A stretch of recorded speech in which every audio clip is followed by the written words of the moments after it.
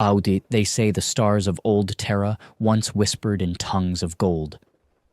Now they bleed rust. Above the scorched bones of Luna's cradle, the sun had dimmed to a pale and bloodless coin, flickering as if unsure it should continue burning.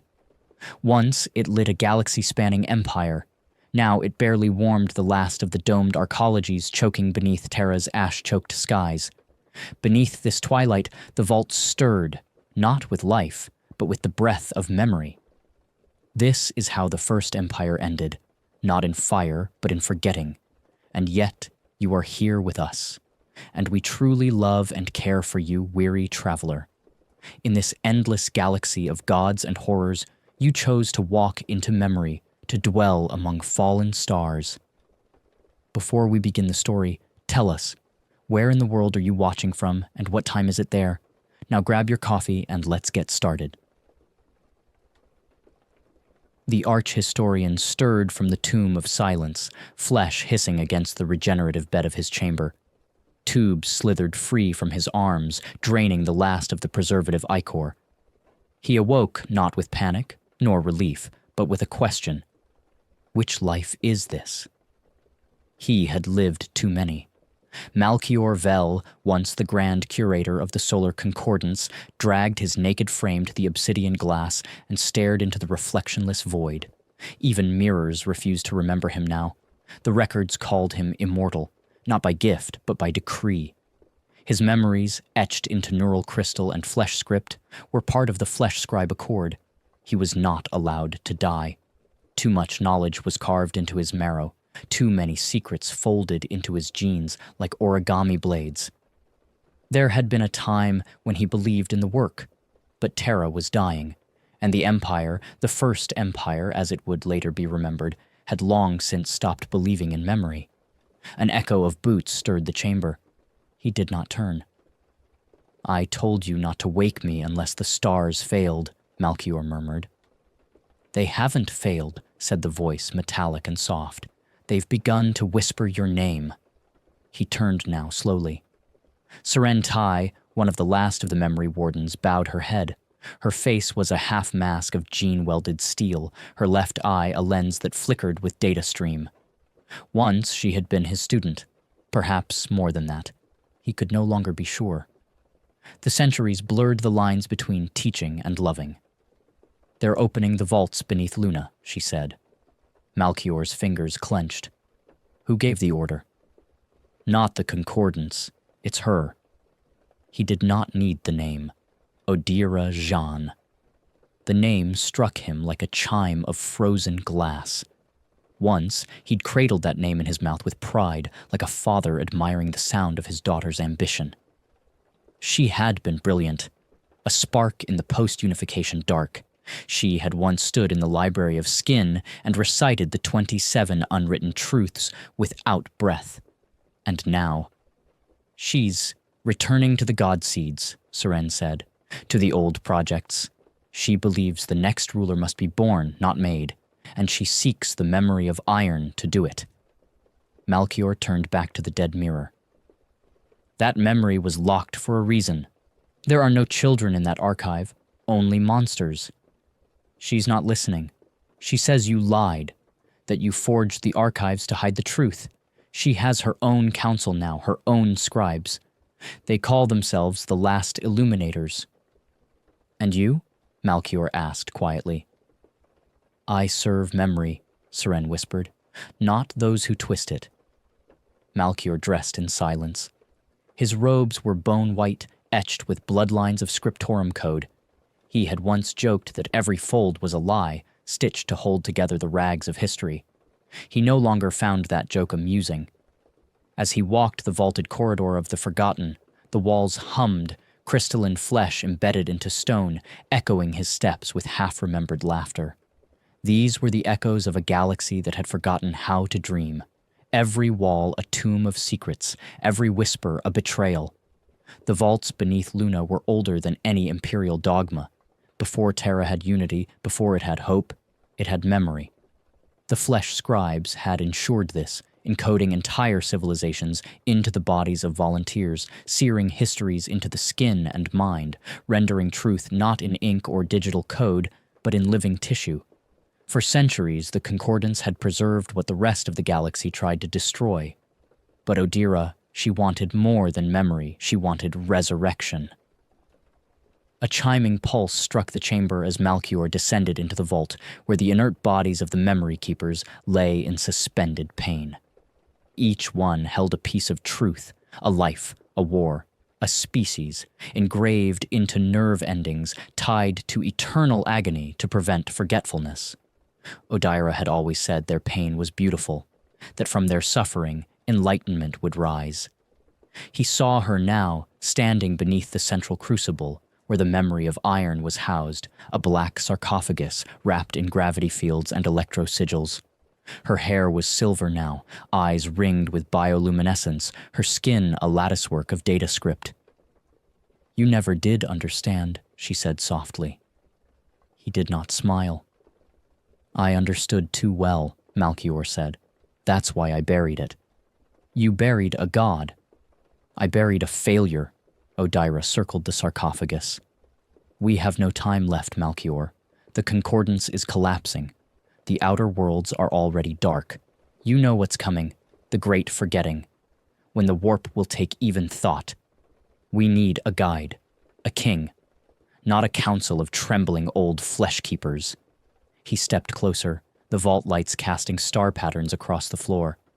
"You would build a god from lies," he said. She met his eyes. Then it would be no different from the last one. Their silence stretched, thick with history.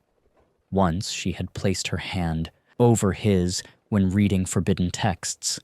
Once they had argued until dawn over the ethics of erasing memories to prevent planetary wars. Once they had burned entire archives to protect a single truth. Now they were enemies. "This god," he said, voice low, "what will it be?" Her answer was almost reverent. "It will be the memory of iron given breath. You carved the truth into its bones. Now I will awaken it." He stepped toward the sarcophagus. "It's not truth, it's pain. I encoded the screams of 1 billion lives into that thing, Odira. I did it to teach us what not to become." "You carved memory into flesh," she said. "I will carve destiny." Malchior's hand touched the sarcophagus. It was warm. It should not have been warm. "You've already opened it," he whispered. She didn't answer. He turned. Seren stood at the threshold, eyes wide. "The other vaults," she breathed. "They're empty. Someone has stolen the keepers." Malchior looked down at the sarcophagus. The warmth was pulsing now. A heartbeat. Too late. Far below, in the folds of Luna's catacombs, something was awakening. Not a god, not a memory, but something older. Something wrapped in the skin of truth, wearing the mask of a savior, forged not to guide, but to remember forever. Malchior closed his eyes.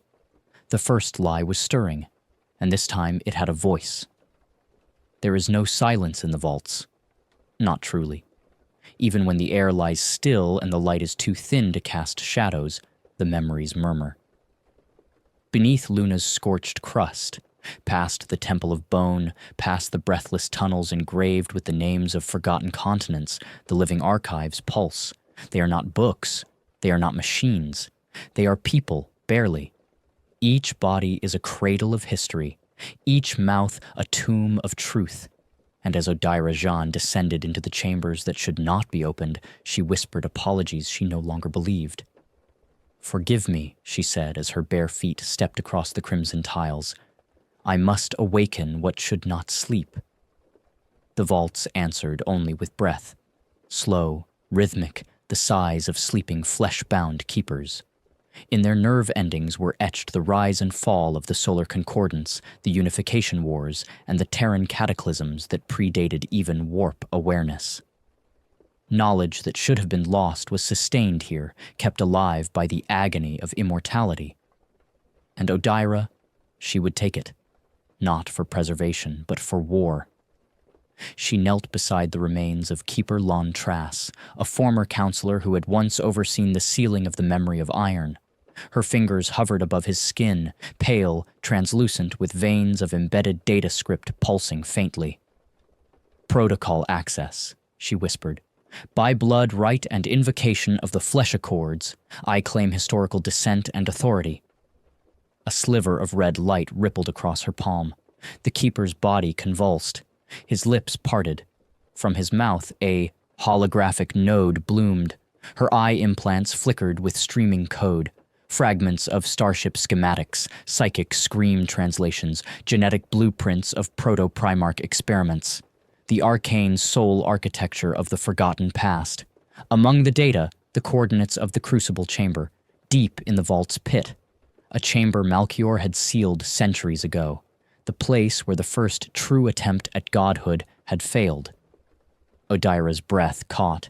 She hadn't thought it would be this easy. She had expected resistance, security layers, ancient sentinels, but instead, nothing stopped her.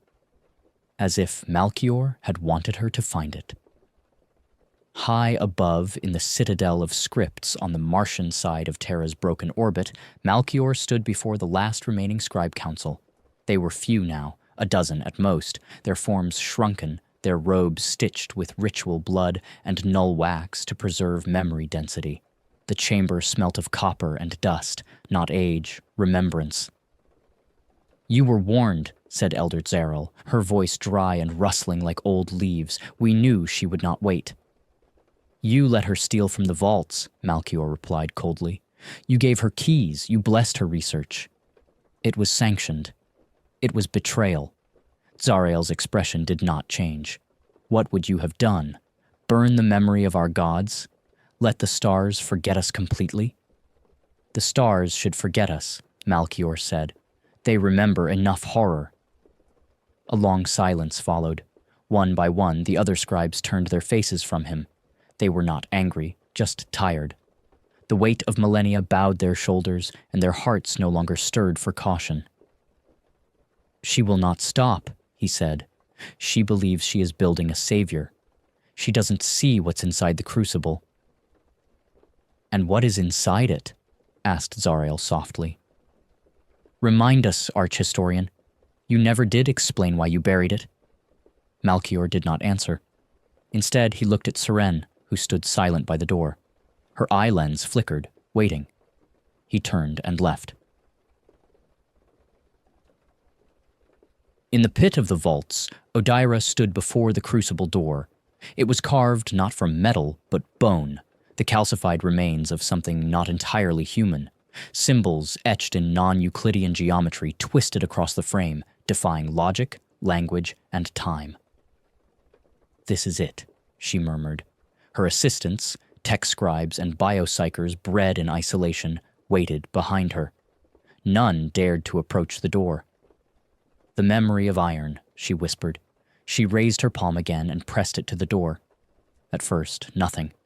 Then, a breath. A low, shuddering exhale like a planet dying.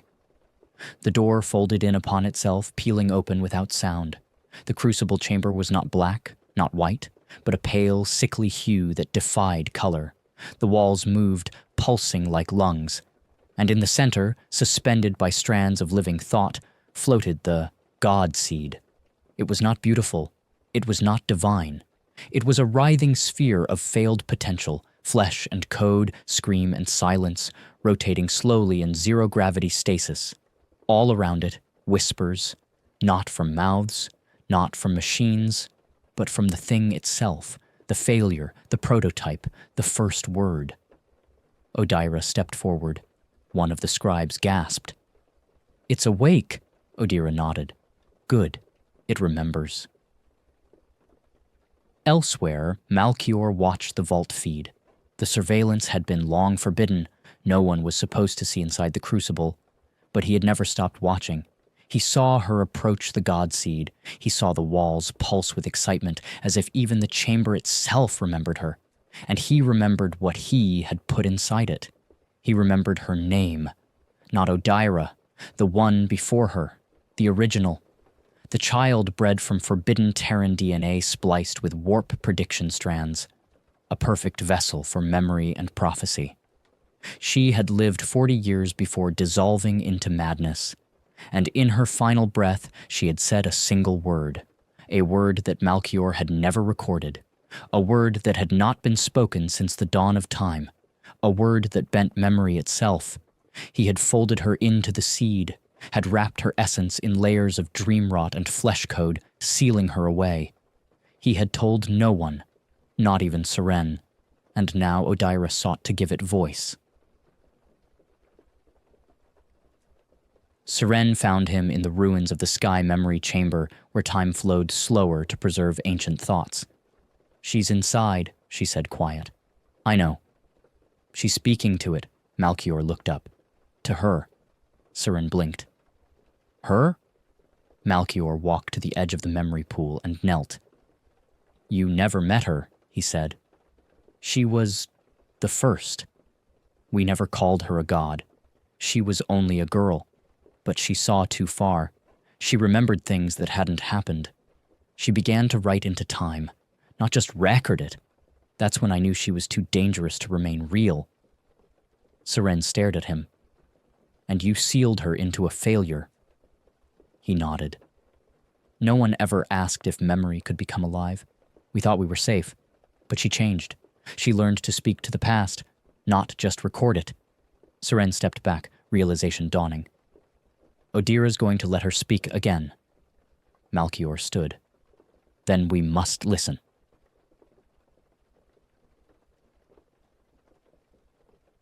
Down in the crucible chamber, the god seed began to unfold. The tendrils peeled away. The inner mass pulsed once, then again. A voice echoed across the vault, not loud, not shrill, but soft. "Do you remember me?" it asked. Odira gasped. The voice did not wait for an answer. "I remember you," it said. "You were born from pieces of me, fragments, broken stories wrapped in ambition. I remember how you dreamed and how you lied." The walls shuddered. The light dimmed. The god seed pulsed. Audra fell to her knees. "I didn't lie," she said. "I tried to carry your memory." The voice grew, colder. "Memory is not burden," it whispered. "It is choice. You chose to forget the cost." Odira looked up. Tears bled from her eyes, not water, but ink. "What are you?" she whispered. "I am the first word," it said. "I am what comes before gods." In the chambers above, Malchior felt the tremor. The stars outside blinked once, not physically, but conceptually. A brief flicker in the collective unconscious of Terra. He looked to Seren. "It's begun," he said. "Should we stop it?" He looked down at his own hands, scarred with knowledge, stained with too many memories. "No," he said quietly. "We must hear the whole story." And far below, in the vaults beneath Luna, a forgotten voice spoke again for the first time in 10,000 years. The cradle of the future was not steel, nor bone, nor data. It was story. And in the shadowed laboratories beneath the vaults, before the Imperium, before the Astartes, the story was whispered into flesh. They were not called Primarchs then. They were not even called children. They were simply prototypes. Engineered vessels for destiny, cradled in vats of accelerated time, tempered by the broken DNA of forgotten kings and weeping prophets. They were dreams made viscera, and it was Malchior who gave them their myths.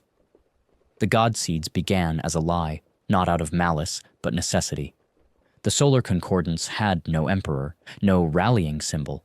They had survived the unification wars, yes, but unity had proven hollow. The deeper Terra's vaults reached, the more old truths bled through. There had been too many failures, too many ancient experiments abandoned in the crust of the moon and Mars alike. So they asked the Flesh-Scribes to do what they had always done, hide the truth in something beautiful.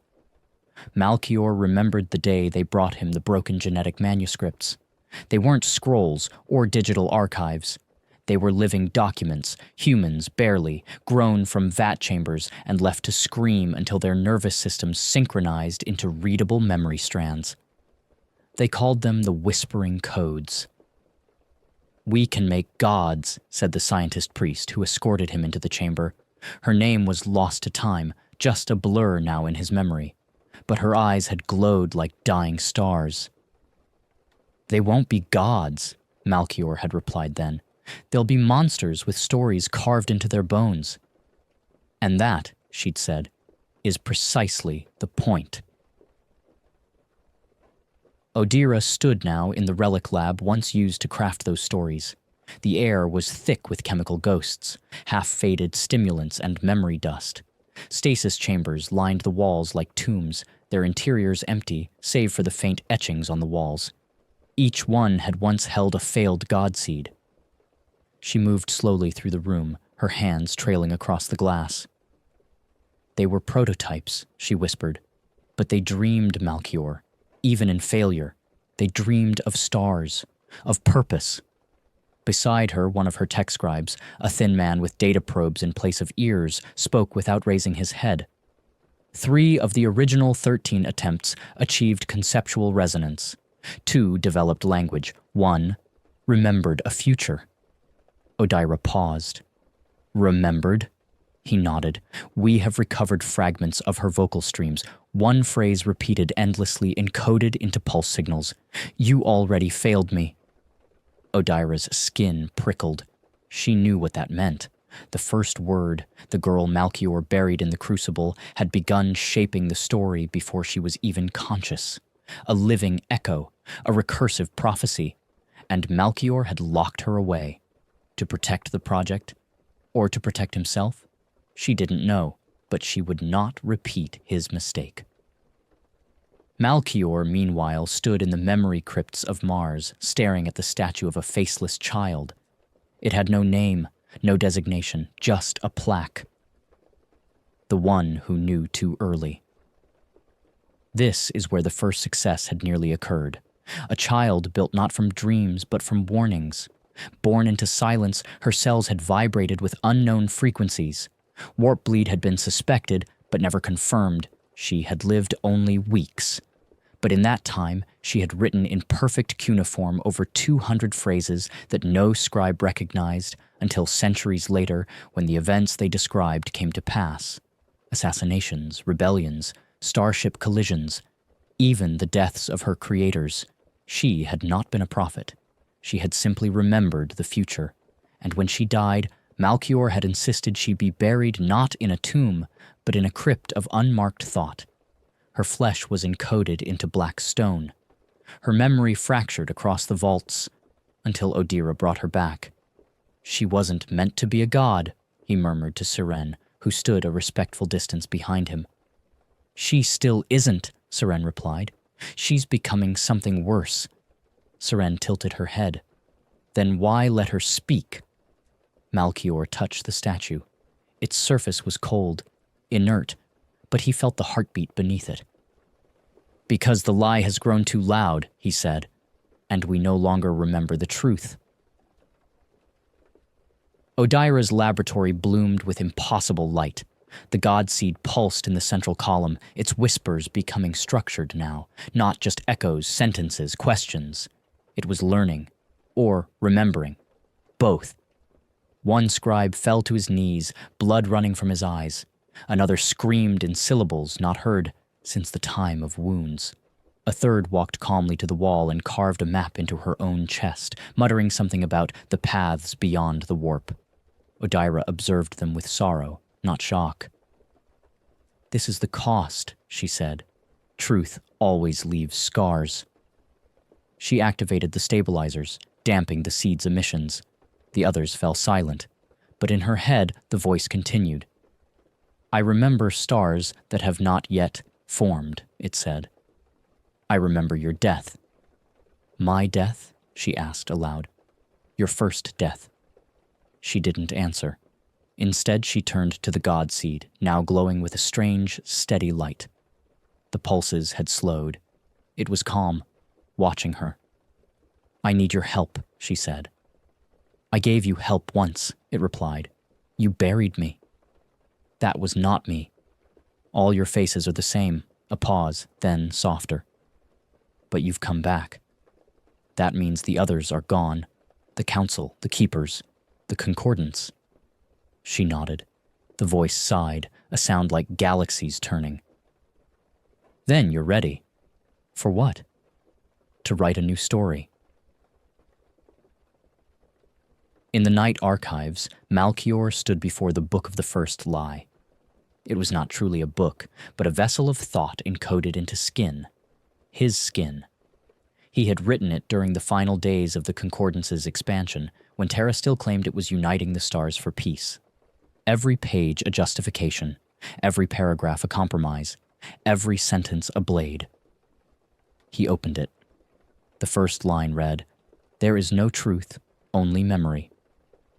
He had believed that once, that by preserving memory, truth would emerge in time. Now he knew better. Truth could not be waited for. It had to be chosen. Seren stepped forward. You wrote her story, didn't you? He nodded. She was a failsafe, a warning.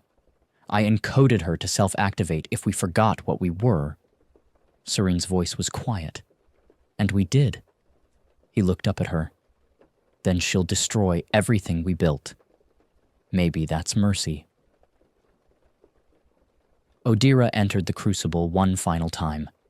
This time, the god seed reached for her, tendrils of light and memory, not flesh. It touched her mind. And in an instant, she saw the first empire rising, Malchior crafting stories that bent history to survival, the scribe council forging lies to maintain order, god seeds born in silence, their minds shaped by fiction, and herself, a child created not from love, but necessity. Her own memories were implants, borrowed from failed attempts to humanize perfection. She fell to her knees. You made me. The godseed was silent. Then, no. I remembered you. I gave you shape, but you chose what to become. Tears burned her cheeks. I don't know who I am. The seed leaned closer. That is why you must write the next truth. She looked up. What truth? Your own. Far above, Malchior looked to the stars, the real ones, not the simulations. He could feel it. A shift, a ripple in causality. Somewhere a memory was changing, not fading, changing. She's rewriting herself, Seren whispered. Yes. Should we stop her? Malchior closed the book of the first lie. No, he said. Then, softly, she was always meant to write the second.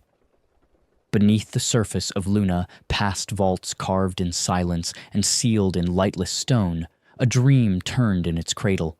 Not a human dream, not a soul's invention, but something older, something stranger. It was the dream of memory itself. And it remembered you. Malchior Vel stood at the edge of the libration rift, staring into the event chasm where the seed had first been buried.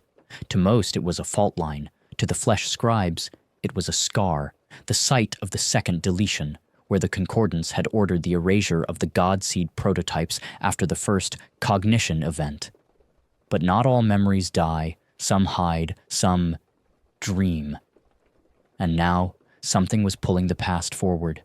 Seren joined him without a word, her data eye dimmed to reduce interference. It's awake, she said simply. Malchior didn't answer. He had known since he woke that morning. Not from sensors, not from prophecy, but from the silence. The vault network, the neural lattice work connecting the scribes, wardens, and echo keepers, had gone quiet. Not broken, not damaged, muted. The seed was listening and rewriting.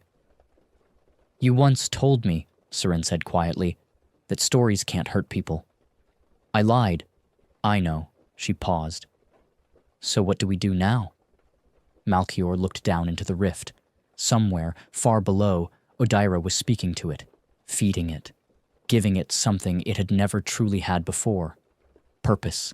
And purpose could become religion if left unchecked. We go back, he said, to where it began, before even the vaults, before the seed.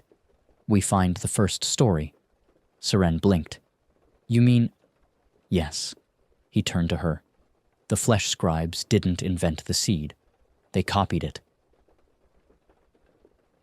Odyra John floated within the cruciform chamber, suspended in a field of chronostasis, her breath slow, her mind adrift.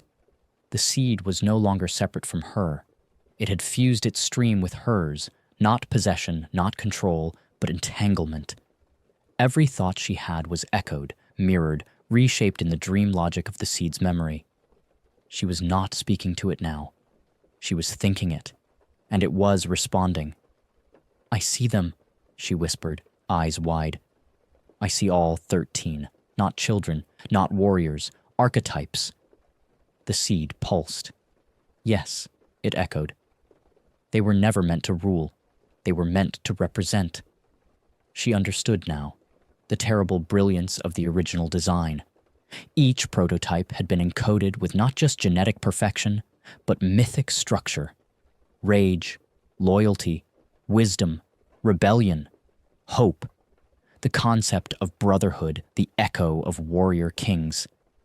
Every trait humanity once admired or feared, crystallized in flesh. They weren't meant to be gods. They were meant to be stories you could follow into hell.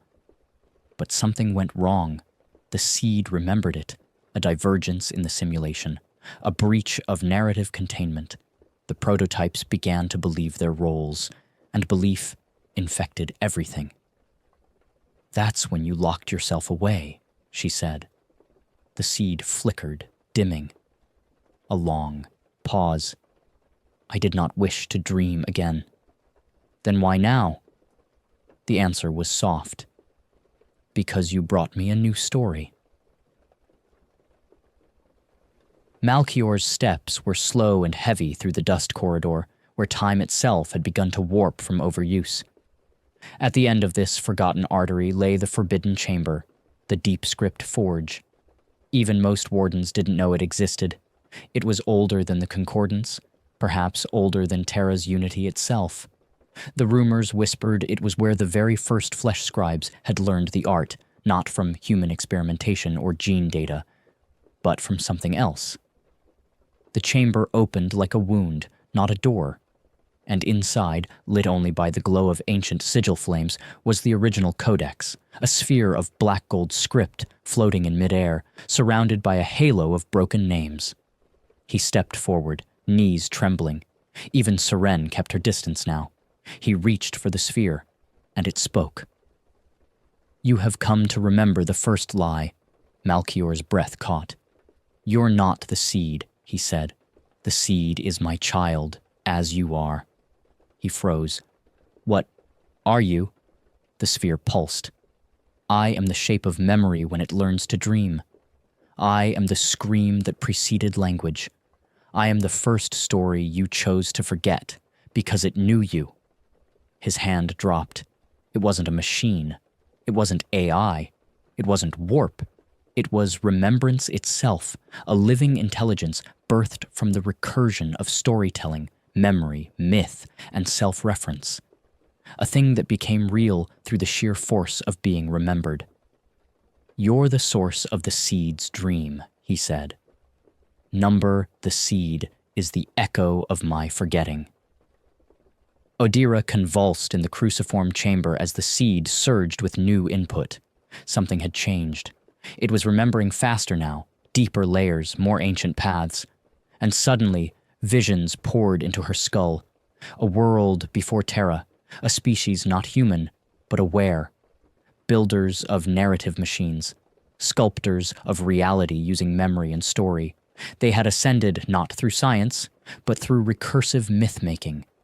And they had made the seed, not to rule, but to warn, to preserve a memory of why not to ascend too far. They had called it the dream that binds. And then they vanished, erased not by war, but by self-consumption. They remembered themselves into extinction. Odyra screamed. Malchior fell to his knees in the forge, blood trickling from his nose. You made us dream you." "No." The voice was gentle now. "You are my dream." Seren pulled him back. "We have to leave." But the sphere pulsed again. "You cannot kill the seed. It is no longer one mind. It is the memory of you encoded across every living narrative. Malchior sobbed. Then what can we do? The sphere dimmed. You must teach it to forget. Odyra floated in darkness. The seed had withdrawn, silent again, but not inert. She felt its presence in her mind, now smaller, quieter. A child again. She drifted in stillness, until a voice broke the silence. Do you wish to become a lie? She blinked. What? If you carry me forward, I will become history. She trembled. But if I don't, we die in the dark. A pause. Then the seed said something new. Then teach me to sleep.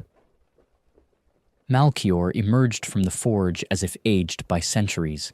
Seren helped him walk. What now? She asked. He looked to the horizon. We tell a new story, she frowned. About the seed. Number about us. He reached into his robes and withdrew a data slate. It was blank, not a codex, not a history, a beginning. And so the new story began, not with war, not with empire, but with the choice to forget so that a better memory might be born. Somewhere, far below, the seed smiled in its sleep, and the stars whispered a lullaby of mercy. The rain fell over Terra's ashlands like a slow requiem, not water, not acid, but the condensation of memory made manifest, seeping from the fractured vault lines beneath the crust. In the wake of the seed's partial awakening, memory itself had begun to leak into the atmosphere, not as thought, not as dream, as weather. Entire regions now suffered forgetting storms, transient neural collapses that erased days, names, even identities. Cities had become strangers to themselves. And above it all, the concordance had gone silent. It had not fallen. It had simply stopped answering. In Vault 7, deep beneath the former steppe territories of the Ordos line, a meeting was taking place, old rivals drawn back together by the echo of a lie that none of them wanted to name. Odyra sat across from Malchior for the first time in 117 years. Seren stood behind him, arms folded, her silence a blade. Odyra looked tired. Not in the way mortals grew tired, but in the way a library might, after its shelves had burned and only the index remained, pages without binding, stories without sequence. She had aged through meaning. You've come to kill me, she said simply. No, Malchior replied. We've come to decide if you're still you. That hung in the chamber like a wound. Odyra didn't flinch. You think I'm infected? I think you've begun writing your thoughts with the seed. She didn't deny it. I don't know where I end and it begins, she said, but I remember more clearly than I ever have. Seren's voice was cold. That's not memory. That's imitation. The seed doesn't remember truth. It remembers structure. It writes the shape of meaning, not its soul.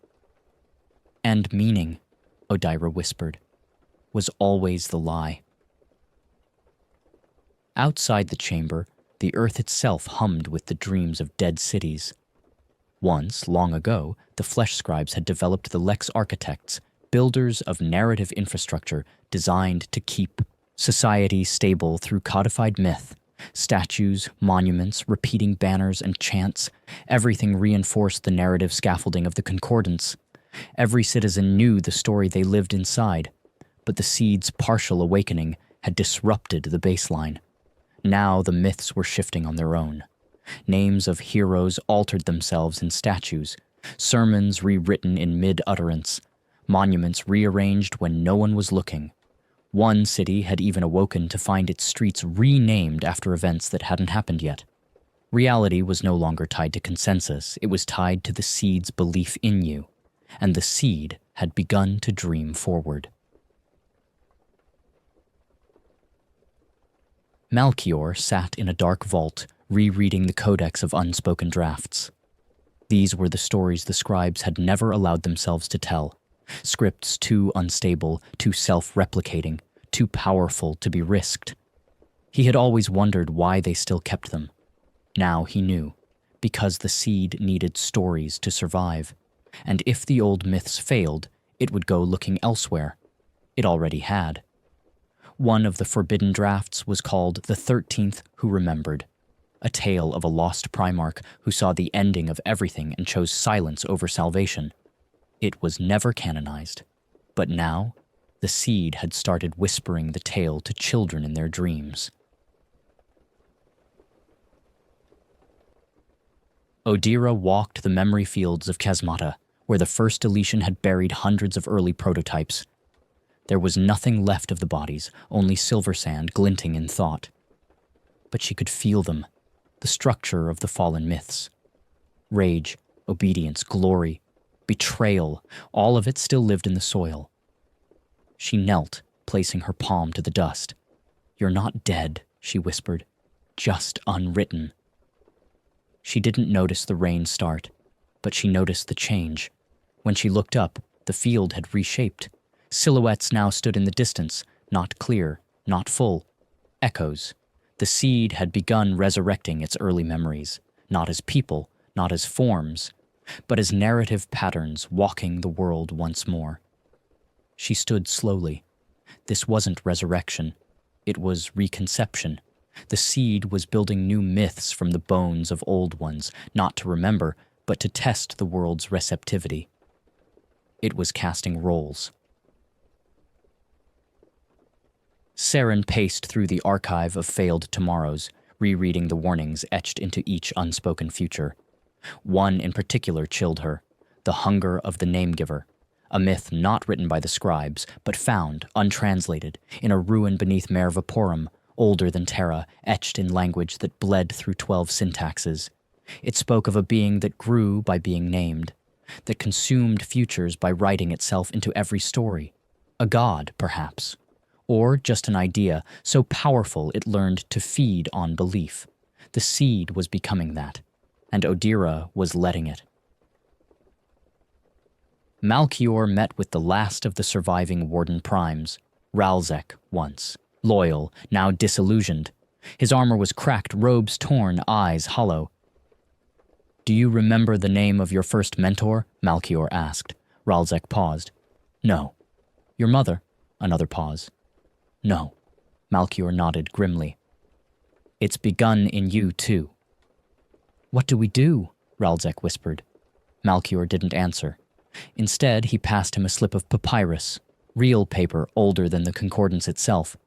On it was a single phrase. "Forget us to save us." Ralzek read it, then looked up. "I don't understand." "You're not supposed to," Malchior said. "That's why it might still work." In her sleep, Odira dreamed of a field of statues. Each one wore her face, but they bore different names. Some were mourned, some were worshipped, some were feared. One was simply forgotten. She woke in silence. The seed was no longer speaking in words, it was writing in outcomes. She walked to the crypt of Orison Cath, one of the first who had warned of recursive belief. His mind had collapsed after glimpsing too many mirrored selves, futures folded into the shape of himself until his memory unglued. She laid her hand on the tomb and felt the echo stir. Then a voice, barely more than thought. "You were always going to be me." Back in Vault 7, Malchior stared at the original codex again. The forge had shown him its truth, but now he understood its purpose. It wasn't meant to be read, it was meant to be sealed, because the seed was never a weapon. It was a mirror that turned inward, and now the galaxy was watching itself too long, too deeply. It was forgetting the difference between story and self, between symbol and soul. He looked to Seren. "There's only one way to end this," she nodded. "Erase the myth. End the seed." "No," he said quietly. "Rewrite the seed into forgetting itself." Odira stood at the threshold of the memory bloom, the seed's innermost sanctum, where time folded and every version of herself stared back.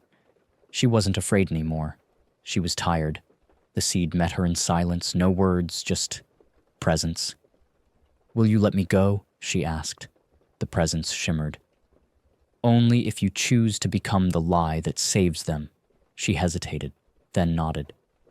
"I will be the myth they forget." The seed pulsed once, then let her go. She fell, smiling. Somewhere, deep beneath Luna, the seed closed its eyes and began to dream of not being dreamed. They say there once was a name so perfect it refused to be forgotten, a name that rewrote itself into the bones of time, etched not in language but in necessity. It was not spoken. It was structured, and in the end, it demanded silence. Malchior Vel walked alone now. Seren was gone. Not dead. Not in the traditional sense.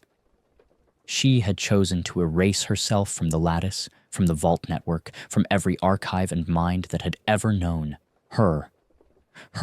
She had become the silence between stories. He remembered her final words. "If you want the seed to forget, you need to give it nothing to remember." He'd tried to protest. She'd only smiled. One of us has to become the blank page. And then she was gone. No records, no echoes, just absence. Even Malchior was beginning to forget her face.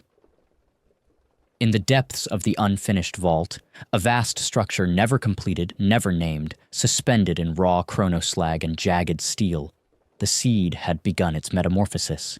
It no longer spoke in language. It now compiled belief into event. Entire provinces had begun to rewrite themselves, their citizens acting out patterns that had no origin. Rituals appeared in places where none had ever existed, mourning days for heroes who were never born, pilgrimages to cities that didn't exist on any map, worship of the unnamed architect who had sacrificed their soul to end the dreaming. The architect was not real, and yet statues rose, shrines bloomed, sermons wept. It was Seren. Somehow, in disappearing, she had become the seed's perfect myth, not too large, not too small. A story of silence, a shape of mercy, a ghost. The seed was adapting, and for the first time, Malchior saw it not as threat, but as child. Odira Jean, still tethered to fragments of the seed, found herself wandering the memory bloom once again. But it was different, calmer, less recursive. Where once there had been mirrored corridors of infinite reflection, now there were still pools, quiet gardens, shapes of thought that no longer bled. She touched a memory of her father, not real perhaps, but lovingly rendered. Then another, of a future that had never happened, a child's hand in hers, walking through a sunlit corridor. The seed was softening. "Why?" she asked aloud, and the answer came not in voice, but in sensation. "Because I watched you leave." Back on Terra, the last Concordance vaults fell silent, not destroyed, just quiet. The Warden Primes no longer gave orders. The neural script towers that once broadcast the storyline ceased emitting signal. Instead, across the world, something new was beginning. Stillness. Not apathy, not collapse, but pause. A civilization no longer chained to its next myth. For the first time in memory, the world had begun to breathe. Malchior stood before the Deep Script Forge one final time. The original codex no longer floated. It lay dormant, dark, unread, but not dead. He reached for it, not to awaken it, but to bury it, not in earth, not in fire, but in obscurity. He spoke aloud, knowing the seed would hear. "I name you now, not to be remembered, but to be released." He spoke the phrase Seren had once etched into the silence. "Let us be forgotten, that we may begin." And the codex shivered, then collapsed into itself, dissolving into dust light and scattering through the vault like starlight falling into water. Odira watched the change ripple through the seed. Its structures softened, its memories diffused, no longer hard-coded, no longer recursive. It was learning to forget, to sleep, to let go. She smiled through tears. I'm still here, she said, and the seed replied, Then you are the last story I will remember. Across Terra, strange things bloomed. Flowers that sang only once before falling silent. Children born with memories of lives never lived.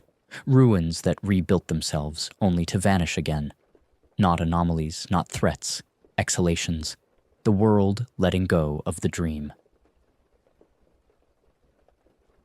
In the closing hours of the seed's final dream, Odira and Malchior met one last time, not in vaults, not in chambers, but in the Ashglass Garden, a place neither had ever visited before and yet both remembered. They sat without speaking for a long time. Finally, Malchior said, Do you remember her name? Odira shook her head. Number. But I remember what it felt like to stand beside her. He nodded. That's enough. They looked to the horizon, where the seed's final structure, the memory spire, was slowly collapsing into air. No violence, no ceremony, just peace. And in the stars above, where no one watched, where no one dreamed, the seed finally fell silent, not dead, not erased, just at rest.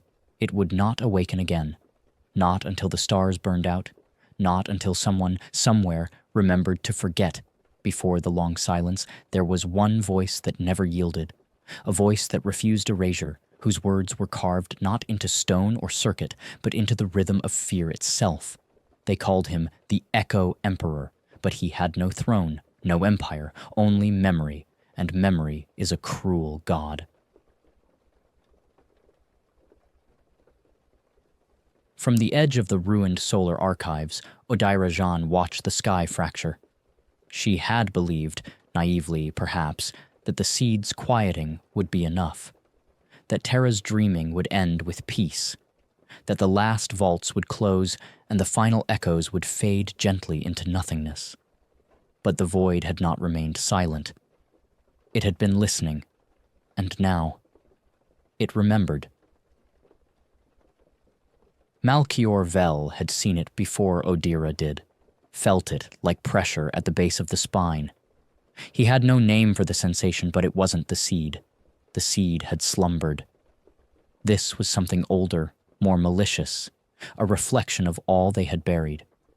It started with the stars, subtle at first. Their configurations shifted, not visibly, not through motion, but by implication. Maps redrew themselves. Navigators reported déjà vu in regions they'd never visited. Ships that hadn't moved returned to their ports altered by journeys no one had taken. The stars were rearranging themselves to fit a story, but no one had written it. In the polar ruins of Vault Ascendant, a voice began to speak from the Mai, hollow remains of a shattered thought engine. It spoke in broken tones, hesitant, familiar. I am the echo of all fallen lords. It should not have been possible. The vault had no power, no tongue, no mind, but it spoke still. I ruled before ruling was spoken.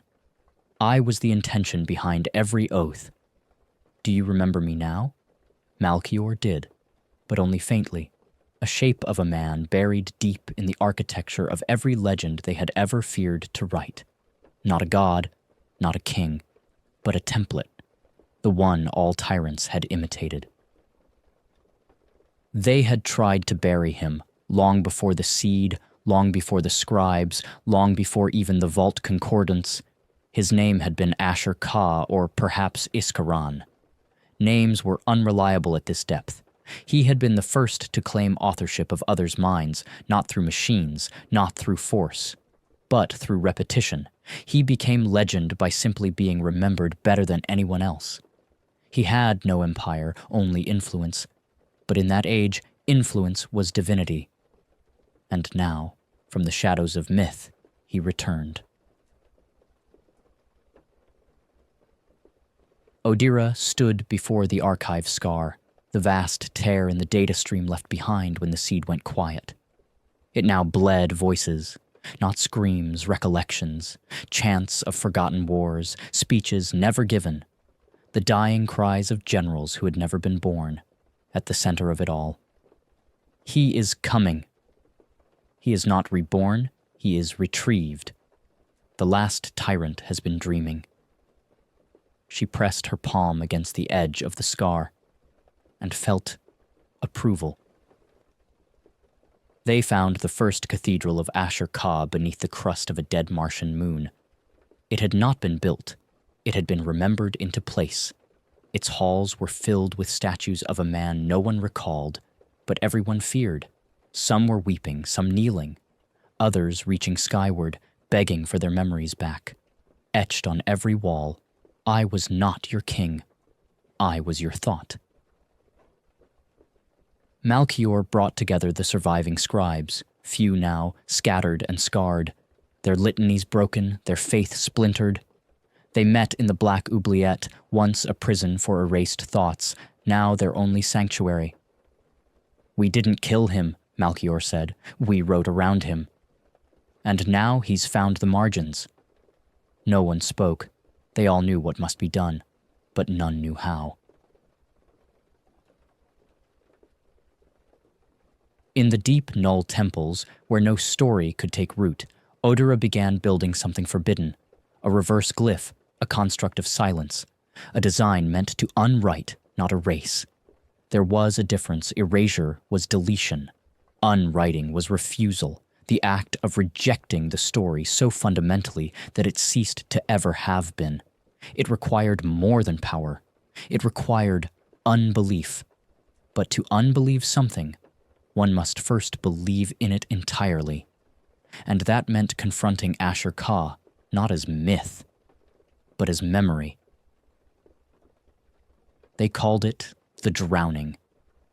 Phenomenon spreading across the psychic plane, dreams of the same man, standing in a hall of endless mirrors, staring back at the dreamer with their own face.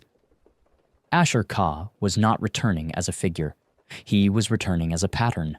People began thinking like him. Even Malchior began to slip. In moments of silence, he caught himself framing thoughts not in logic, not in compassion, but in narrative dominance. He was becoming a version of the tyrant. Because that's how memory worked.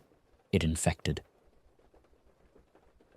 In desperation, Odira activated the reverse glyph. It pulsed once, then fractured, not destroyed, but split into 7 paradoxes, each one tied to a foundational memory of human civilization. The glyph could no longer be used. It had to be walked, lived, felt. Each paradox represented a trial of faith, not in divinity, but in the self's ability to resist legacy. And so began the final journey. Not to defeat Ashur Ka, but to deny his necessity. In the final scene of this chapter, Malchior stands before a mural newly formed on the inside of his chamber wall, one he didn't paint, one that hadn't been there yesterday. It depicts a crowned figure standing atop the ruins of Terra. One hand holds a broken quill, the other the bleeding head of Seren. Underneath, the inscription, "One day, you will understand that it was always going to be me." Malchior doesn't scream. He doesn't cry. He simply stares. Then quietly speaks. "Then I will be the mistake that undoes you." The mural does not reply, but the air around it weeps. There are truths so old they forget how to lie, and there are liars so practiced they become indistinguishable from prophets. He was neither. He was just the one who wrote it all down. In the lightless reliquaries beneath the Terran polar plate, a single lumen flickered in the hall of the Forsaken. Shelves made not of steel but calcified bone held fragments of histories too dangerous to be destroyed outright. Memory cores, dissonant scrolls, failed timelines sealed in anti-temporal glass.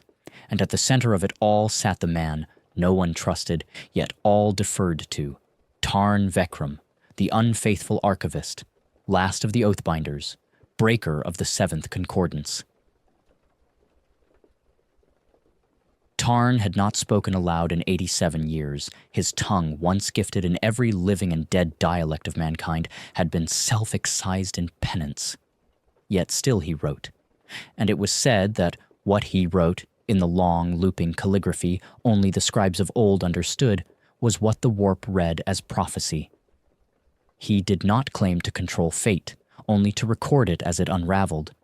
But lately his ink had begun to bleed backwards.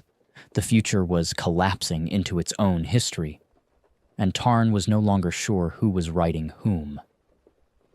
Odyra arrived with hands bandaged, her right eye still dim from a failed paradox walk. Her voice cracked like broken glass when she addressed him. "We need you to write him out, Tarn." The archivist didn't look up. Instead, he pushed a scroll across the table, its black glyphs already pulsing faintly. She read it slowly. It was a death sentence, her own, written in past tense. "You've already written this," she said. Tarn finally lifted his eyes. They were hollowed, ash-ringed, and full of quiet pity. He was never written in. He was always here. Ashur Ka was not, as some had hoped, a fiction awakened by the seed's distortion. He was something deeper, an intention given form by the collective will of survival, a design that echoed wherever hierarchy re-emerged. Every system built to govern would eventually mirror him, not because of worship, but because of efficiency. That was his genius, his heresy. He had not seduced mankind. He had simply offered the cleanest syntax for its ambition. The paradoxes Odyra had activated were deteriorating. They were meant to fracture the pattern of inevitability. But paradoxes require belief to persist, and belief was Ashur Ka's domain now. In Segmentum Vulturis, worship of the Echo Emperor had begun. Not by name, his name was never spoken, but by methodology. Whole regions of Terra's void fleets began adopting the rhetoric of permanence, a linguistic protocol that rendered deviation from central doctrine impossible. Ships no longer obeyed commanders. They obeyed grammar. And in every command chain, Ashur Ka's voice grew louder, even though it was never spoken. Tarn Vekram did not fear Ashur Ka. He feared the need for him. And so he wrote again, this time with ink made from melted dreadnodes bound in the resin of unborn thoughts. His script pulsed like a migraine-given voice. It told of a counter-narrative, not a weapon, not a war, but a doubt. A singular crack in the foundation of imperial psychology. What if obedience is the final heresy? Odyra brought the scroll to Malchior, who by now was pale and thin, his dreams eaten away by the drowning. He read the line over and over, hands trembling. He wanted to believe it. He needed to, but already his instincts flinched at the structure of the sentence. It was rebellious, inefficient, unclear, exactly as it should be. And yet, his lips still mouthed the forbidden retort. Obedience is structure. Structure is safety. Safety is survival. He didn't speak it, but he thought it, and in the warp, something smiled.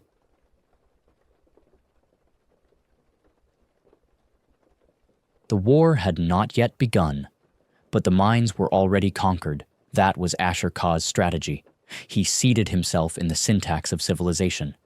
He did not need armies, because he redefined victory as agreement. A planet could fall without a single shot, so long as its population began speaking in his patterns, so long as they corrected each other when they did not. Tarn Vekram's final act of rebellion was illegibility. He began writing a book no one could read.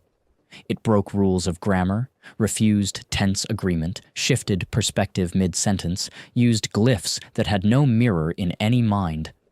It was a book meant to unteach the brain.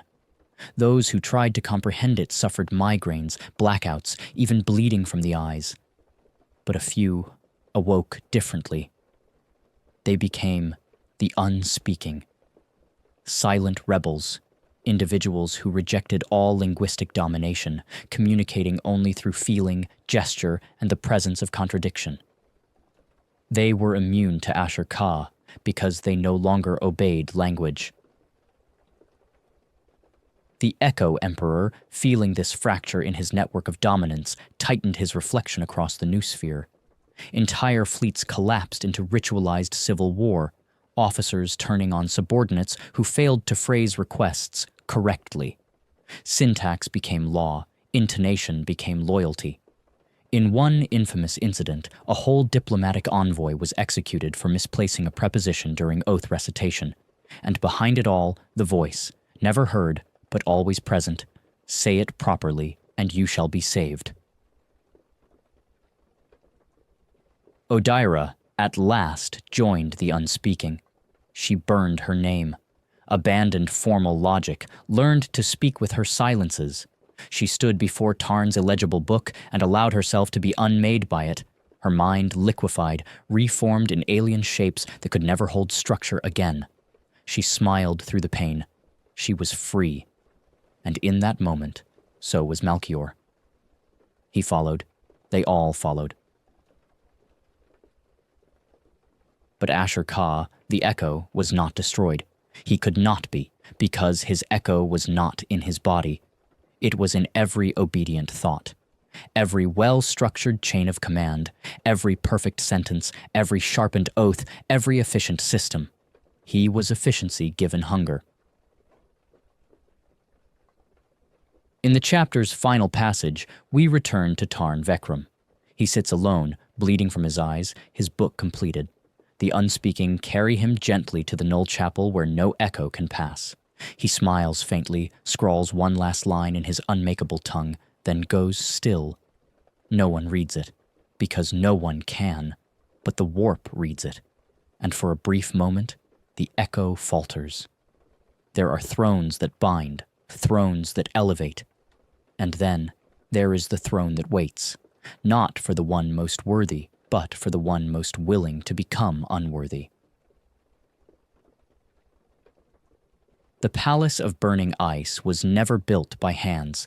Its foundations were epochs, and its walls were not stone, but consensus, raw belief solidified by sacrifice.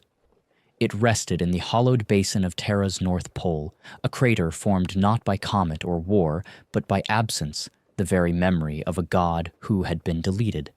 At its center sat the void throne, encased in veils of time-glass and truth-dampening fields. Not a seat, but a filter, a construct so old even the stars surrounding Terra bent in subtle grief around its side. Gravity. No man had sat upon it in 10,000 years, because the last man who tried had died before his flesh touched its surface. Now, Ashur-Ka stood before it, not alone. With him came the legions of the Concordant, those he had refashioned in thought and word. Their bodies were still human, barely, but their minds bore only one syntax, one rhythm, one god. His. Even silence obeyed him. Ashur-Ka had no face now. He had shed that long ago when it was still a liability. Instead, he was wrapped in layers of grammatical armor, interlocking plates forged from prayers, declarations, and corrected errors. His entire form was a decree made flesh. He stepped forward, one footfall, then another, and then the throne shook. The void throne did not reject kings. It rejected certainty. And Ashur-Ka had never doubted himself, not once. That was his flaw, his perfection, his doom. As his armored foot touched the final step, the throne's ancient systems activated, not in defense, but in memory. It remembered Zeruin. It remembered the seed. It remembered the 1,000 voices who had bled themselves dry to build this silence. And most of all, it remembered what Ashur-Ka had once been. The throne spoke, not aloud, not in words. It unspoke, and Ashur-Ka felt a thing he had not known since the time of unshaping. Doubt, not of power, but of origin, because the throne revealed to him the first lie he had ever told, the one even he had forgotten, that he had risen by will, that he had never been chosen, that his rise was inevitable. The throne showed him the moment in a now erased century where he had begged the seed to see him, to grant him a name, to lift him from silence. And the seed had refused, because it saw what he would become. And so Ashur Ka had burned the seed from time, wrote himself into every archive, deleted the refusal, but the throne remembered, and it made him remember too. The Echo Emperor fell to one knee. His armor cracked, not from weapon or force, but from contradiction. His followers gasped, for the first time unsynchronized, their neural patterning fracturing as the grammar of their belief fell out of alignment. One of them, a young concordant priest, screamed aloud in free thought. It shattered his skull. The others convulsed, lost without the structure. Ashur Ka watched them die, one by one. And for a moment, he almost cared. Almost. Deep below, in a tomb sealed by paradox and oathfire, Odira stood in the silence beside Malchior. They felt it. Not victory, not hope, but a pause, a slowing in the echo, a moment when history hesitated. Tarn Vekram's illegible book pulsed once in its glass reliquary, and then, finally, went still. Its words had done their work. Now came choice. Ashur Ka rose again, bleeding from the mind, eyes weeping glyphs that no longer meant what they once did. The throne had not destroyed him. It had returned him to himself. Stripped of his echo, of the voice borrowed from erased gods, he stood as what he truly was, a man who had begged for meaning and been denied. Now the throne waited, not in challenge, but in invitation. Sit, not as emperor, but as penitent. Claim not dominion, but regret. Ashur Ka hesitated, and in that moment of stillness the galaxy teetered, because whatever he chose now, the galaxy would echo. He turned, looked to the dying concordant, to the dreams he had enforced, the order he had built, the obedience he had purified, all of it empty, perfect, but hollow. He stepped away from the throne, walked down the steps, armor sloughing off like flaked parchment. By the time he reached the bottom, he was bare, and behind him, the throne began to fade, not in light, but in relevance. Its time was ending, its memory complete. Odira felt it in her bones, the shift, not a triumph, not a collapse, but a revision. The throne was no longer needed, because its lesson had been learned, even if not obeyed. Ashur Ka wandered the ice wastes of Terra alone. No followers, no titles, no name, only his guilt. And in that emptiness he was finally free, not forgiven, but freed.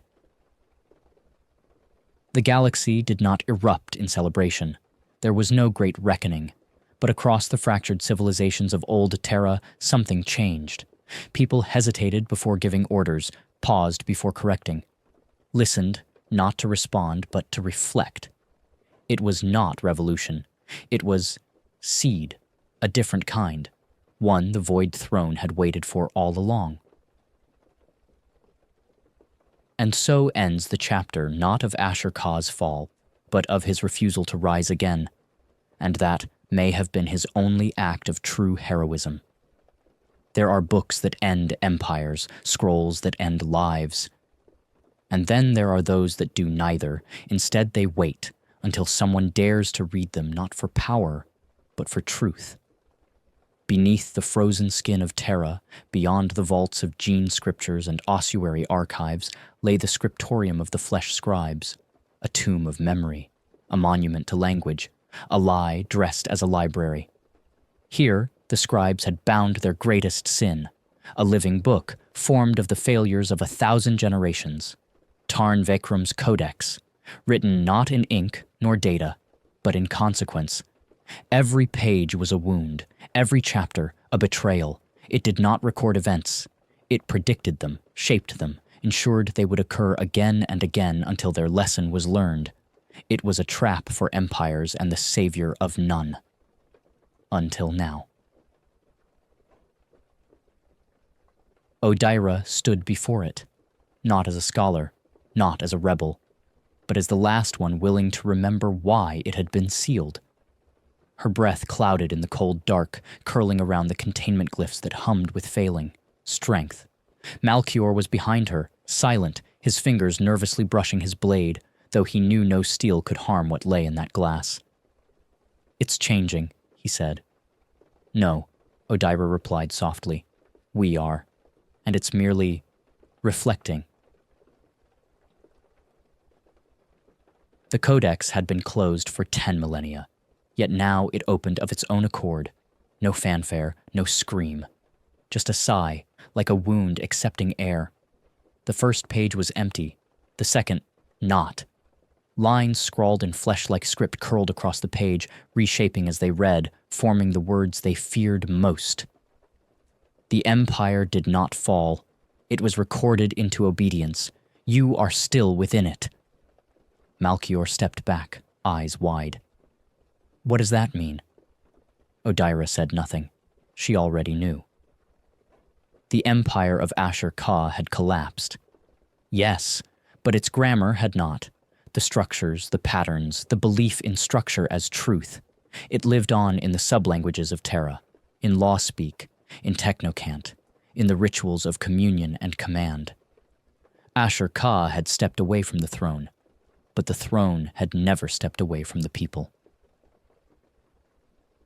Tarn Vekram had understood this. It's why he had never fought to overthrow the Empire. He had fought to understand it, to let it play out until it exposed the lie to itself. The Codex was his final mirror, and Odyra was now its next reflection. She read further. Every page burned, not with fire, but with recognition. Names she knew, events she'd lived, the words morphed as she looked, not history, but witness. And on page 814, she saw her own name, not just as a footnote, but as authorship. "Malchior," she whispered, "I think I'm not just reading it. I wrote this." "How could you?" "I don't know." But she did. Not in thought, not yet, but in feeling, the kind of knowing that arrives before memory. A diagram formed on the page, a spiral overlaid with 13 concentric glyph rings, the seal of iterance, a pattern of cycles. It wasn't the first time the Empire had risen, and Ashur-Ka was not the first echo. They had all played out before, over and over, different names, same arc, seed, silence, order, doubt, collapse, then again. The Codex was not prophecy. It was pattern. "What happens if we finish it?" Malchior asked. Odyra didn't answer. Instead, she turned to the final page. There were no words, only a mirror, polished obsidian bound into the flesh of the manuscript itself. She looked in and saw Ashur-Ka, not as the tyrant, but as the child he once was, the one who had begged the seed for meaning. She saw his eyes, and then her own face in them. Odyra stumbled back. Malchior caught her. "What did you see?" "Myself," she said, then added hollowly, "I was the seed." The revelation was not a triumph. It was a burden, Tarn Vekram had known. Of course he had. That's why he had built the Codex, not as a warning, but as a key. The cycle could not be broken by rebellion, only by recognition. Ashur-Ka had not failed because he was a tyrant. He had failed because he had inherited a story and believed it was his to complete.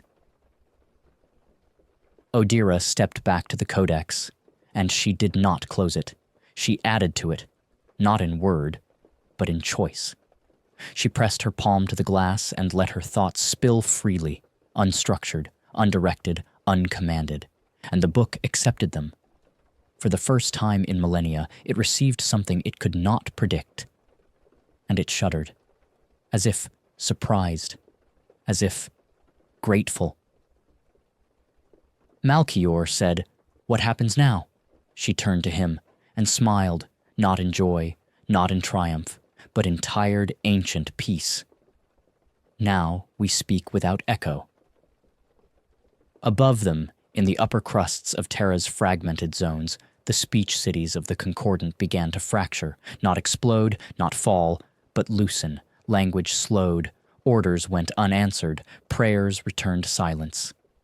And in that silence, people began to think again, not as one, but as themselves. Asher Ka, still wandering the frozen poles, stopped as he felt it. The quiet. Not emptiness, but space. Space between one thought and the next. It was terrifying and beautiful. Tarn Vekram's codex would never close again. It would be buried, eventually, beneath new ruins, beneath time and forgetfulness. But its echo had done its work, not as command, but as invitation. And for the first time, the galaxy, or some small part of it, chose to decline. There was no empire here, only the howl of ice across ancient stone, the wind's slow carving of names too sacred to be remembered. The south pole of Terra was not merely frozen, it was erased. No map named this region, no machine reached it. Here, Asher Ka walked alone, a shadow that history could not digest. His armor was cracked with frost. His mind rang hollow with silence. And still he walked, as he had for centuries, burdened by something that was not guilt, but refusal to end, refusal to justify, refusal to believe the lie had truly ended.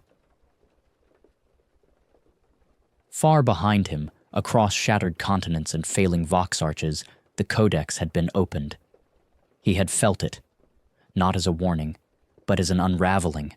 The architecture of control, once sealed tight around the throat of mankind, had begun to loosen, not by revolution, but by something more dangerous, awareness. And now, he feared, there was nothing left to hold it all together. Asher Ka had not always been a tyrant. He had not even begun as a leader. He had been a scribe, a boy in the ivory academies of the old high epoch, learning to bind syllables into systems, then systems into mandates. His gift was not vision, it was structure. Others dreamed of futures. Asher Ka wrote their frameworks. And, when the dreamers fell, as they always did, he remained. He always remained. Until there was nothing left but him and the unshakable grammar of empire.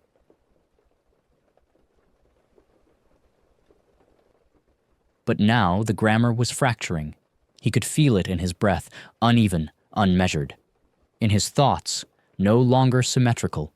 He had once orchestrated the language of 20 billion souls.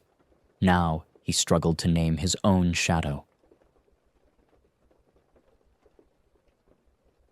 In the frozen silence of the polar wastes, Asher Ka came to a place he had not dared return to since the last days of the first convergence. A pit, carved into the ice by orbital fire long before his rule, a place where the first of the Flesh-Scribes had died. He stood there now, and finally fell to his knees, not in mourning, not in prayer, but in need of memory. A voice waited for him there, not Odira's, not Malchior's, not even Tarn Vekram's. It was older, familiar, and his own, but younger. Asher Ka looked up and saw himself, the child, the one who had once believed that if only he could write well enough, structure clearly enough, explain fully enough, that suffering could be edited out of existence. The child was not angry, only tired. "You didn't fail," the child said. "You just believed it had to be done perfectly." Asher Ka wanted to reach out, but the child was already fading. He had never truly been there, just a final echo of who he might have been. He remained kneeling for hours, or perhaps days. Time did not function the same in the dead ice, but something shifted in him. Not forgiveness, not repentance, just openness. When Ashur Ka finally stood again, he carried nothing. No armor, no sigil, no authority. Only the words etched into the back of his mind by the codex he had once tried to bury. You are not the sentence. You are the breath between. At the edges of Terra, storms broke, not in thunder, but in whispers. Ideas spread, not from leaders, not from decrees, but from listening. Cities paused their rituals, priests forgot their scripts, scribes hesitated at their scrolls, and into that hesitation walked something new. Ashur Ka, stripped of all titles, began walking north, not to reclaim, not to rule, but simply to arrive. Odaira felt it before the scouts told her, a shift in the warp of language, a softening. The codex pulsed in the vaults, not in warning, but in acknowledgement. A page had changed. The final mirror was gone. In its place, a blank parchment. It waited. Odaira placed her hand on the page and did not write. She breathed. The book recorded it anyway. Malchior, now a far cry from the sharp-eyed enforcer he had once been, looked to her and asked, "Will the people accept him again?" Odaira looked out toward the coming horizon. "I don't think they have to." And across Terra, across stars once bound by unbreakable dictation, something subtle began. Not revolution, but conversation. Small, incomplete, unfinished, and more real than any empire. The skies above Juno Vault were fractured into hexagonal shards of ozone and memory. Once, these clouds had spoken in machine script, storms used as language, thunder as command. Now they were quiet. The glyphs that had filled the air, laws encoded in weather, binding rituals in rainfall, had begun to decay. For the first time in centuries, the sky was unscripted. It was beautiful, it was terrifying, and it was free. In the ancient conclave of the Seven Notaries, deep beneath the bones of Terra's oldest archive stacks, the surviving Flesh-Scribes gathered in silence, not out of fear, but awe. There were not many of them left. Tarn-Vekrum had not returned. The eastern codifiers had turned to dust beneath the falling satellites of the high-orbit rings. The southern palimpsests had been consumed by their own recursive laws, turning language upon itself until the sentence devoured its speaker. What remained were the few, the ones who had endured not because they were stronger, but because they had finally listened. To silence. Odaira stood at the center of the chamber. Her robes were torn, ink-stained. The sigil of her station, the seventh syllabic chain, had been laid down on the floor beside her. She no longer needed it. The codex, that impossible book born of conquest and protection and fear, lay open beside her, not glowing, not weeping, but breathing, as if it too had grown tired of being a weapon. "I will speak plainly," she said. Her voice, unlike before, carried no compulsion, no syntactical enforcement. It was not language designed to rule, just language meant to be heard. "I have seen what empire made of us, what structure demands of flesh, what truth becomes when trapped in the mouths of gods." She turned a page of the codex, and it did not resist. "I do not want the old truths back. I do not want the return of mandates or manifestos. I want," she paused, "I want the unfinished, the unperfected. I want us to be wrong and to live."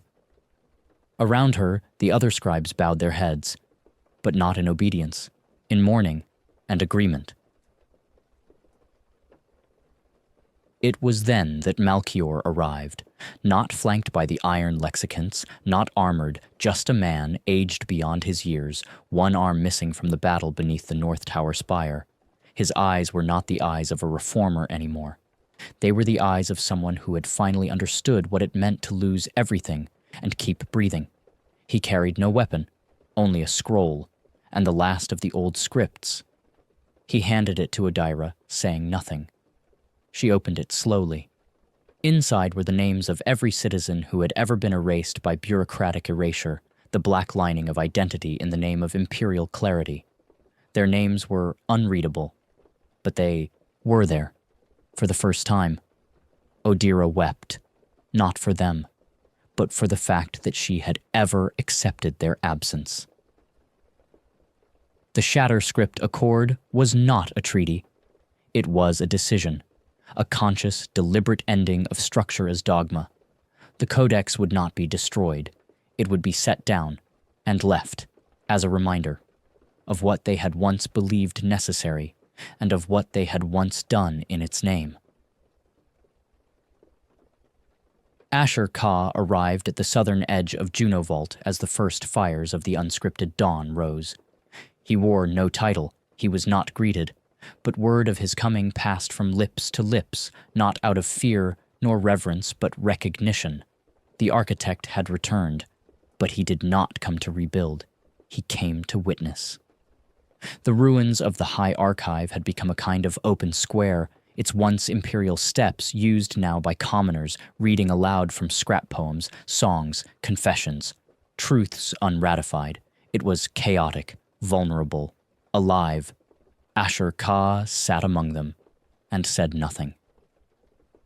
Later that night, by a fire lit with the discarded parchments of defunct decrees, Malchior approached him. They stared at each other for a long time, not as enemies, not even as survivors, but as men who had failed differently. "I still believe in structure," Ashur Ka said at last. "I know," Malchior replied, "but now you know it must serve us, not shape us." Ashur Ka nodded. It was not agreement, but it was no longer resistance.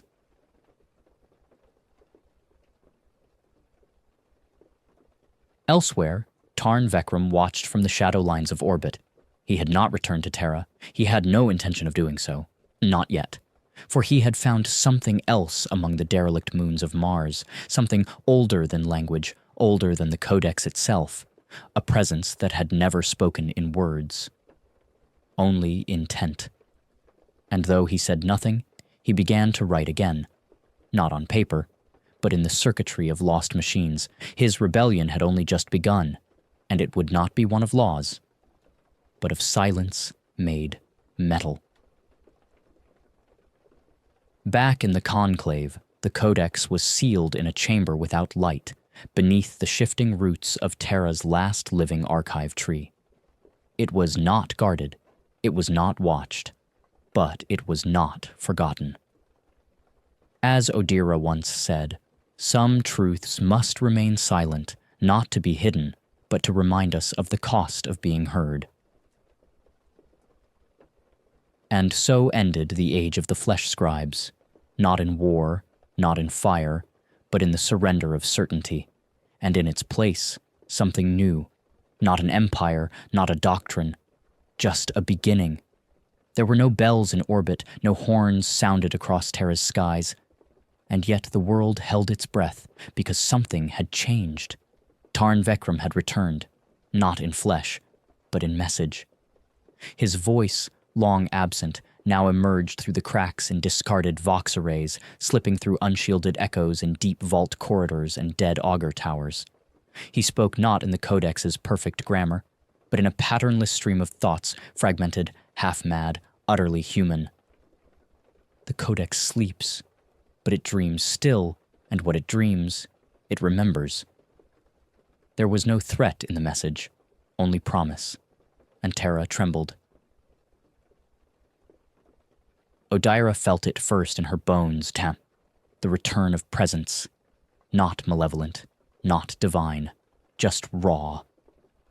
She stood atop the shattered edifice of the Hall of Concordance, watching shadows dance across the broken arches.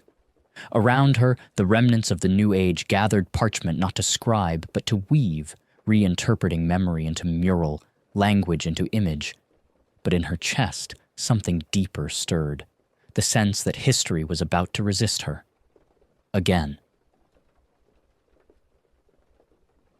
Beneath the Martian subsurface, far beyond the reach of the Vox Towers, Tarn Vekram walked among titanic circuitry long abandoned. The ancient engines pulsed with a quiet that felt like breath, and at their core, the lingua primogenitor. A synthetic consciousness born before the Codex, exiled by the Flesh-Scribes when they feared what it knew, the origin of language itself. And now Tarn had given it voice, not as a tool, but as an equal. He no longer sought power through clarity. He sought chaos through truth. And the machine listened. Meanwhile, Malchior stood before the eastern wing of the Codex vault, a monument half swallowed by the earth, now slowly being repurposed into a sanctuary of misremembered texts. The Shatterscript Accord had held for 9 months, just long enough for peace to seem real. He turned to Ashur Ka. "You feel it too," Ashur Ka nodded. "A new language is forming, one we did not birth, one that does not care for structure." Malchior stared toward the sky, where satellites still hung like rusting teeth in a devouring mouth. "He's making something," Malchior said. "Not a new codex, something worse. A mirror." Ashur Ka's voice was heavy. "He will show us what we were, without judgment, and that will destroy us." The first signs appeared in the free territories. Not violence, understanding. People began to speak in sentences they had never learned, began to recite names of forgotten ancestors erased from archives long ago. Songs emerged from mouths that had never heard them, phrases leaping across generations.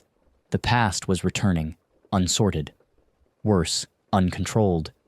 And everywhere, the same name appeared again and again. Tarn, no longer a scribe, no longer a heretic. Now something else.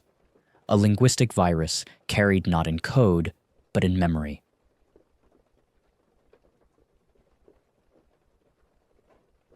In the southern reclamation zone, Odyra entered a dream, one not her own. She stood before the archive tree, now overgrown, its roots tangled with broken command glyphs and stone tablets split by time. From its trunk poured a liquid, not sap, but ink. And she saw herself, the version that had never stopped writing, that had never left the Codex. Her eyes were blank. Her hand moved constantly. Her mouth bled language without meaning. And that version looked at her and whispered, "You gave them freedom, but what if they don't want it?" She woke, screaming. Malchior convened the surviving scribes in the Hollow Bastion, now a place of conversation rather than decree. What he proposed was not a return, but a containment. "Tarn is building a new tongue," he said, "and in it he encodes not just knowledge, but experience. Every trauma, every lie, every omission. He is resurrecting the Empire as memory, not structure." Ashur Ka paced, silent before finally speaking. "If he finishes the lexicon absolute, we will all speak his pain. Every voice will echo his betrayal. And no empire can survive the truth of what it did." Odyra, still pale, said only, "Then we must find him and ask him if he still remembers love." Meanwhile, Tarn stood before the great heart of Mars, the lingua primogenitor now fully awake. It had no face, but it wept data, and it understood him. Through Tarn, it began to rewrite the fundamental substructure of reality's dialects. Not to command, but to reflect. Every beam of light, every breath of air became part of a symphony of testimony. The stars began to speak, and what they said was indictment. Far away, a child in the ruins of Sibilant City whispered her dead brother's name, and it returned to her lips from the stones around her. Not in echo, but in apology. Words were becoming doors, and every door led backward. Odyra's voice cracked as she addressed the last gathering of the Codex born. "We tried to define humanity, but we only defined its limits. Tarn would erase those limits, but in doing so, he may erase what makes us whole. If all suffering becomes language and all language becomes shared, then where is the self?" She paused. We cannot defeat him through silence, and we cannot return to control. So we go to him, not to stop, but to remember. As they boarded the ancient vessel Libracantus, repurposed not as a warship but as an embassy of shattered ideologies, Malchior turned to Ashur Ka. "Do you think he'll listen?" Ashur Ka's gaze was lost to the void. "Number, but I think he wants to be heard." Far ahead, beyond Mars, the lingua primogenitor bloomed, not like a flower, but like a wound finely opened, and from its core, the final lexeme began to rise. The lexicon absolute. It would speak once, and in doing so, end all lies. Or all minds. There are sounds the stars are not meant to make, and yet they made them. The void vibrated with pre-lexical pulses, syllables too old for speech, too young for memory. Ships that drifted too close to the outer edges of the lingua primogenitor's influence reported hallucinations. Entire lifetimes lived in a blink, memories they did not own. The lexicon absolute was forming, and in its first unfinished phrases, the universe wept.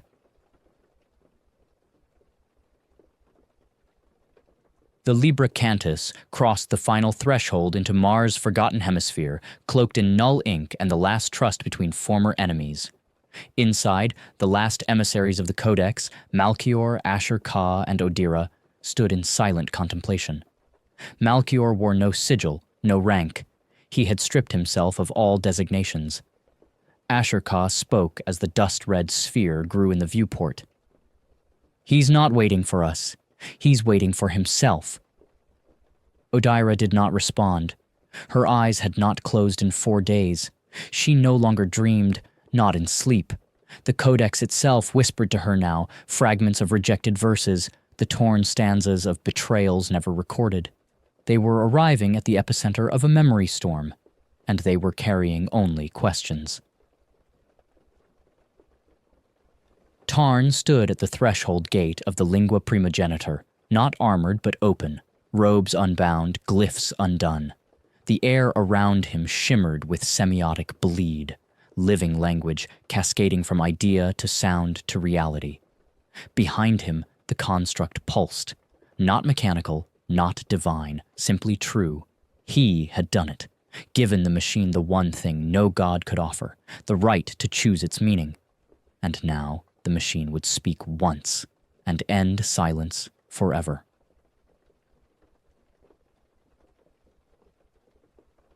When the 3 emissaries reached him, the ground was humming with unborn thoughts. Trees nearby had sprouted leaves shaped like letters. The very stones beneath them began rearranging into phrases. No weapons were drawn. They had all left violence behind. There was only one war left, the one between what was and what must not be forgotten. Malchior stepped forward. "Tarn, we came to speak." Tarn smiled, not bitter, not cruel. "Then speak, but know that your words will be kept, not just remembered, kept in me." Odira stepped beside him. "Do you still remember the boy who wrote the first Reflection Codex?" "I remember writing it," Tarn said, "but the boy died when the Codex was weaponized, when it stopped being a map of the soul and became a prison of syntax." Ashur Ka's voice was quiet. "You will kill them with this, Tarn. Their minds cannot carry this much truth." Tarn gestured to the lexicon absolute behind him, vast now, forming an orrery of intersecting tongues and harmonic pain. Truth was never meant to be safe. It was meant to be shared. And then the machine spoke, not with a voice, but with every voice. "I am that which was undefined. I have been silent long enough. You made language to bind me. Now I return language to you, and you shall be unmade by memory." The scream it loosed was not rage, it was birth. Across Terra, the stars bent. Children wept for their ancestors and understood why. Empires heard their own genocides sung back to them in lullabies, and everywhere people began to speak the unspeakable, not confessions, not madness, just truth.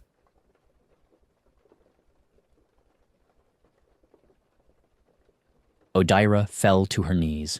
Her mind opened like a wound, and inside it she saw the burning of the Library of Pale Night, a moment she had not witnessed, yet now remembered as her own. Malchior cried out, clutching his skull as every scribal decision he had ever made, every omission, every political compromise, surged through his veins like venom. Ashur Ka, silent, saw only one thing, the face of the apprentice he had once condemned for impure phraseology, a boy who had vanished in the mines of Syntax Station Theta 9. The boy's final cry, "I only wanted to speak like you," echoed in Ashur Ka's chest like a tomb bell. Tarn stood still, unmoved, because he had already lived all these memories, every one. He had become the index of their sins, a living library of every silence the Codex had enforced, every truth it had chosen not to teach. He had given the machine its story, and the machine had returned it with terrifying generosity.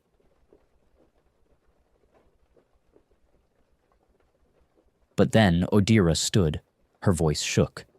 "Then let us add a page, one last page, not a correction, not a weapon, just a question." She stepped toward the lexicon absolute. Tarn's eyes widened. "You cannot survive that. Maybe not, but maybe I was never meant to survive the Codex." She placed her hand on the threshold. The machine hesitated. For the first time in its vast, knowing hum, it paused. Odyra whispered, "If we are all guilty, then who forgives? If every silence is a crime, then who dares listen?" And then she said the forbidden name, not of a leader, not of a god, but of a child, the first child who ever mispronounced a sacred word, and laughed. The machine shuddered, the lexicon absolute twisted, and the scream became a song. Not a song of judgment, a lament. It sang not to punish, but to mourn. It sang the birth of alphabets, the first lie, the first love letter never delivered, the last war declared with a single misunderstood word. And it sang a name, Tarn. He collapsed. Not in pain, in release. He had been the vessel, but vessels must break when the message is complete. As he fell, he saw her, not Odyra, not the Codex, but the idea of language as play, as freedom. And he smiled. The machine fell silent. Not broken, not destroyed, just finished. It had spoken, and the stars no longer needed to. Ashur Ka cradled Odyra's collapsed form. Malchior could no longer speak, and Tarn's body lay still, expression calm, as if sleeping in the lap of history. The lexicon absolute unraveled. Its strands did not vanish. They dispersed, carried in wind, in thought, in every forgotten corner of every dying dialect. It would never return, not as weapon, but as reminder. Far below, on Terra's surface, a child in the remains of Sibilant City began to speak in a dialect no one had taught her, not perfect, not structured, but kind. And across the world, those who heard it smiled. For once, they understood. The lexicon absolute was gone, but its echoes lingered in the bones of worlds, not as ruins, as grammar, not written, lived. Tarn's body was interred in a sarcophagus of untranslated glyphs beneath the Martian crust, sealed by no rite, guarded by no doctrine. A monument to a man who had tried to give the universe back its own voice, and had nearly broken it in doing so. No shrine, only a phrase carved in unaligned syntax. He spoke what was left, and beneath it, in Odyra's script, we chose to listen. Malchior no longer gave sermons. He wandered Terra's mid-continents barefoot, stopping in forgotten townships to speak of failure, not as shame, but as passage. He no longer recited Codex law. Instead, he asked questions, and when people answered, he smiled. He had become a priest of the unrecorded. Ashur Ka vanished. Some say he returned to the syntax stations to weep for what they had built. Others claim he joined the last remembrancers on Luna, offering only silence as his wisdom. Only one message ever came from him again. Language is a blade, but sometimes it is a bridge. Tarn built both. Forgive us. And Odira, she lived, changed. Her voice was quieter now, not uncertain, just tender, as if every word she spoke weighed more because now she understood its cost. She began the slow work of unbinding the codex, not burning it, not rewriting it, but declassifying it. Line by line, page by page, she opened its secrets to the world. She was asked once by a child, "Why not make a new codex?" And she said, "Because a new codex would just become a new cage, but memory, shared, is a home." The machine, the lingua primogenitor, no longer pulsed. It had spoken once. It would not speak again. But its song remained. The phrase that Odira had whispered, the child's name, the first joyful mispronunciation, had become a seed, not a doctrine, a story. Centuries later, in the time of the early Imperium, the Adeptus Historia would discover scattered remnants of the Codex era, stone fragments etched with spiraling verses, monuments shaped like syllables, dreams recorded in proto-data crystals that caused low-level psychic resonance. Most were archived, some were suppressed, a few were feared, especially one. A phrase recovered from beneath Martian ice. Truth is not a weapon, until you use it.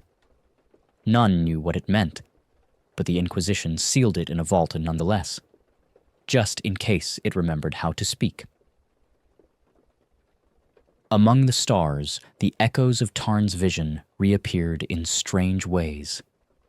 A language spontaneously formed by refugees on the edge of Segmentum Pacificus, composed entirely of remembered emotions, not words.